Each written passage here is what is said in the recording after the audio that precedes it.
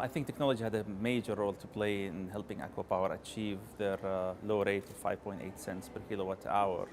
The fact that the thin film technology has a higher energy yield in hot desert climates had a huge impact. To give you an example, if you take an existing solar power plant with a levelized cost of electricity and you consider 5% extra energy for the same power plant, that could give you roughly up to 20% play in terms of the price you can afford to pay for the module technology itself.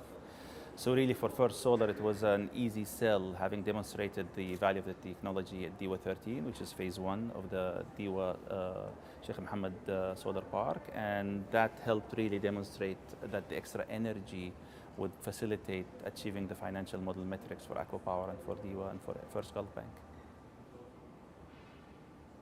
Really, it comes down to maybe three main selection criteria when it comes to selecting technology. Number one, track record. I think we as First Solar were fortunate enough to have built the largest solar power plants in the Middle East. We've built DEWA 13.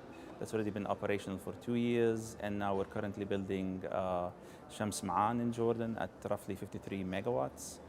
So developers, EPCs, financiers look for a track record, and we were able to achieve that aside from the fact that we have about 10 gigawatts worldwide.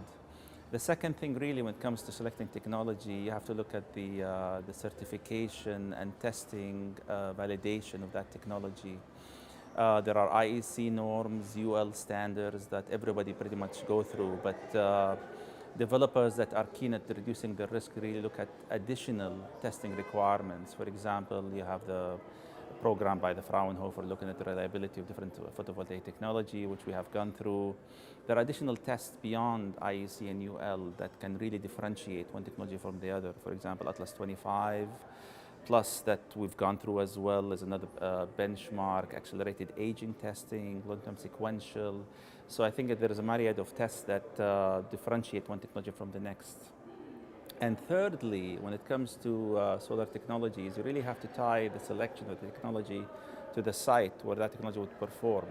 It comes down to the energy yield that we have talked about. So track record, testing and certification, and the performance of technology for the site at this project specific, I think those are the main selection criteria. I think it's fair to say that Meta Project has been able to achieve a very leading position in terms of being the premier event of really bringing in project finance, developers, EPCs, and most importantly, off-takers and government into one room or one place. I've been very impressed with the level of people attending. The topics selected, I think, have been really on mark, and I think it's fair to say that Meta Project is really an event to watch out for every year.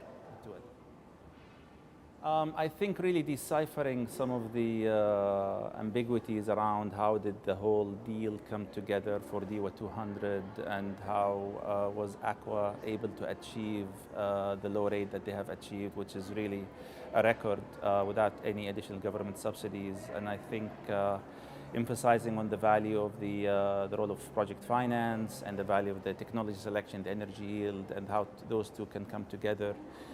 Added to that, O&M and EPC, of course, can really validate arriving at that figure.